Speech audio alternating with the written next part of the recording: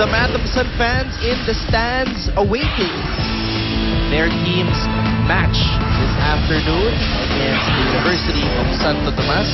Both those squads with identical 3-2 records, and the winner of that second game will take solo third place in the team standings. And of course, you want that. You want solo.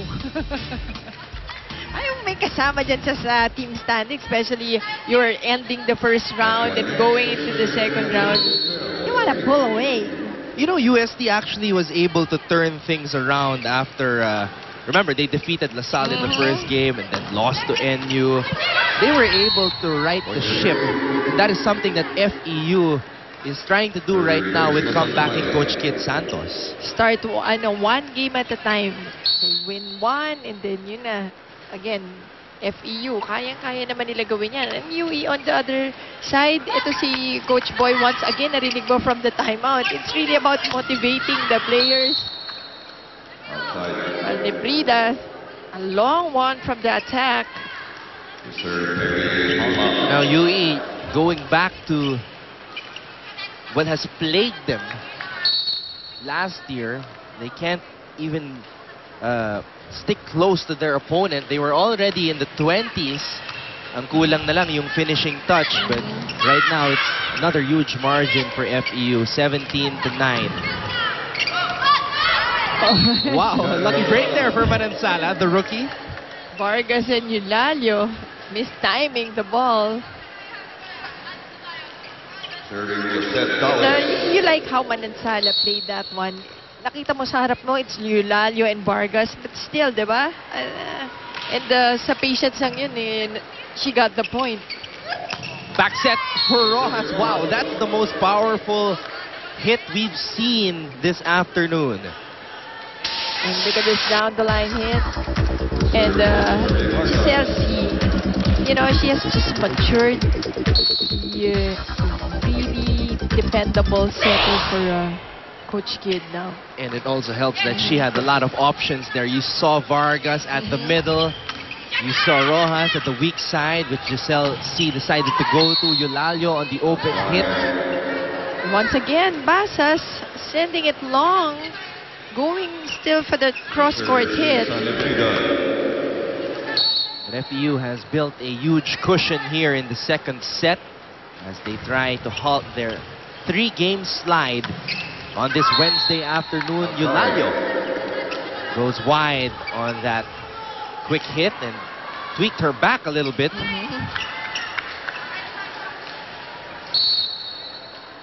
She's stretching it. 6-point lead for FEU. Giselle C goes to Tony Basas. Sarmiento digs it up. Masangkay goes to Faith Bulan. Oh, Bulan has been quiet this afternoon, Moses. That's right. And well, in the timeout, as we've heard Judy, she said na yun na nga dalawa lang kasi minabantayan ng FEU, so it's really easy for FEU to pinpoint where the defense will focus, diba? So obviously, all eyes on Bulan, which is in front, or Nebrida in the use of rotation. But this time, Bulan challenging the blockers and making it. Pero yun na nga, yung percentage-wise, of course, definitely mahirapan si Bulan.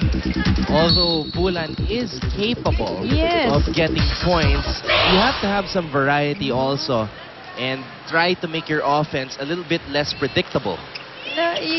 Kailangan ligawin mo yung mga blockers na yan. You have to send them somewhere else. Good recovery though by Bulan after Giselle C went for that drop ball. 24 touches on the Lady Camarados.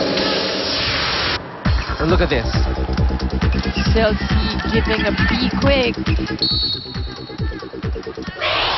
19-14. Manansala to serve for UE. Vargas pops that one up. Giselle C goes to Basas, who finds the open spot.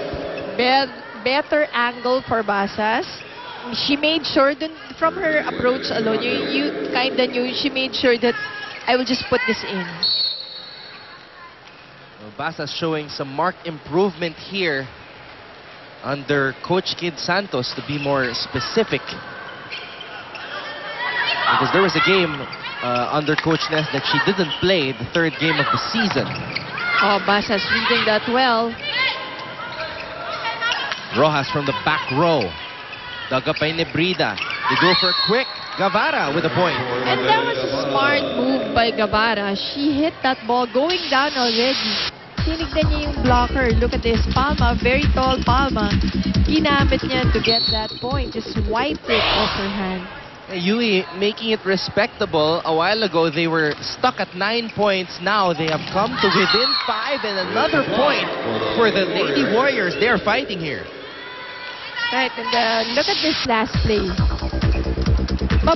Pinalo kasi yung bola ni Basas. Nasa ano na eh, nandun na, ready na yung blockers ng UE, so no way for the ball to get in. Wow, Giselle C. She tried that a while ago, but it was read by Bulan. That time, C was successful. Now serving every Tony Basas.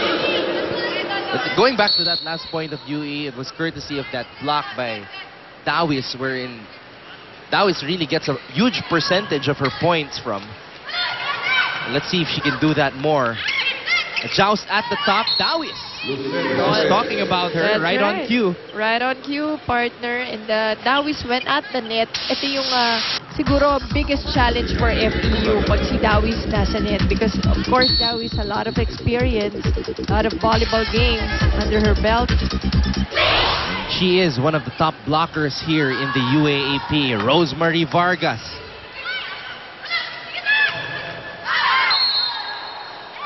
Oh, point for FEU. Well, they were trying to ask for a net violation against FEU, but no go. Coach Boy trying to appeal. You know, he actually had a successful appeal in the last game against UST. Now the officials conferring once again. Because in the last game against UST, there was one ball that on the replays clearly went out. But then the referees called the point for the opposing team. Coach Boy rose from his seat and complained, appealed, and he got the point for his team. Kanina na-discuss rin namin yan, yung challenge dati. Di ba, they had that challenge. Pero sabi niya, hindi siya masyadong for that. So, you know, some coaches will be for that challenge na bago sana. But hindi na, tinanggal na rin naman. So, ganun talaga, kanya-kanya. Hindi pa siguro sanay. But despite not being in favor of that challenge rule, here he is challenging. Yes, I know. Siguro ayaw niyang may rule, pero sabi ko nga kasi yung challenge rule, to me, personally, I think it needs parang underlying, parang sub-rules before you can call a challenge, or let's say may timing lang. You cannot call it siguro after 10 minutes or 5 minutes. Kailangan talaga meron pa rin siyang mga sub-rules. And Coach Boy winning again for the second straight game. And now, let's take a look at it one more time before we talk about it. Okay, there was and yes, I think yung pinapoint out dito is hindi pa bumabagsak yung bola, nag-net violation na. So, point awarded to Coach Boy. Kasi minsan, nag-net, pero nauna nang bumagsak yung bola. So, hindi natatawagan netball. But ito, yung, I think, hindi pa nagda-drop yung ball, nag-violate na. And that got Coach Kid Santos off his seat, but it also woke up Rosemary Vargas, who just scored on a powerful hit.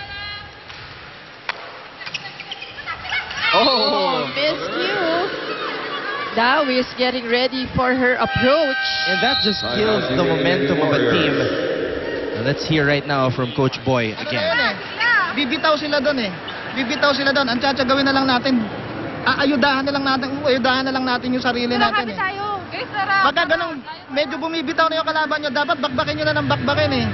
Wala nang alatsamba, trabahuin natin. Atake ng atake, huwag tayo magbigay ng bolang malambot.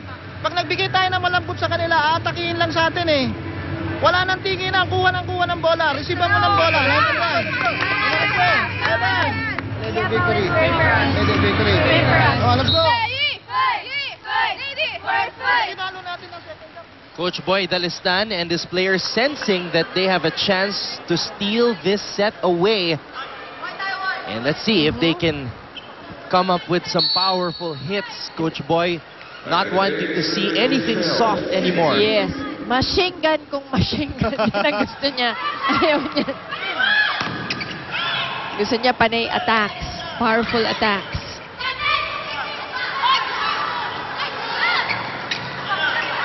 Now a chance for UE to set up. Oh, credit that set. What a decision there for FEU for the back set in a quick set at that. Well, Marjorie Rojas turning things around for herself. For the benefit of her team here, she has also been quiet in the past couple of games. FEU now at set point, looking to go 2-0 ahead of the Lady Warriors. C goes to Vargas, drop ball, does not work. Manansala was there. Oh! That is 4 touches for UE. 4 touches violation called against UE. Another tough break for UE as FEU. 1, 2, 3. Okay naman. Over 4. So FEU, 1 set away from giving the comebacking Kid Santos his first win since retiring 3 years ago. Keep it right here on Studio 23 for more UAP Season 70.